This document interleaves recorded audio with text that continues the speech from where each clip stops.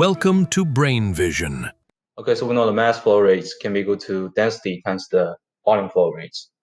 And the volume flow rates can be expressed as area times the velocity. And the area can be expressed as WT. W is the width of the metal sheets, and T is the thickness of the metal sheet.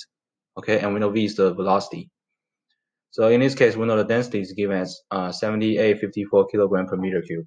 And we know the width of the metal sheets is given as 1 meter, and the thickness of the metal sheet is given as 0.5 centimeter. If we convert to meter, it's about 5 times 10 to the power negative 3 meter.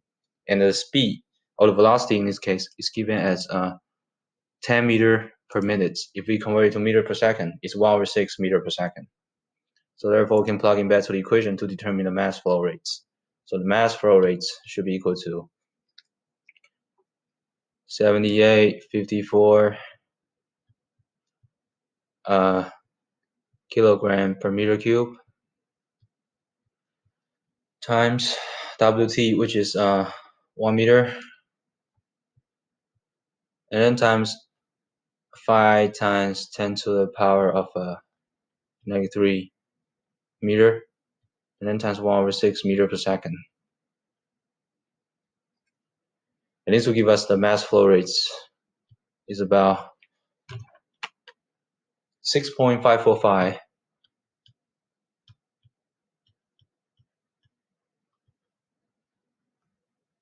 kilogram per second.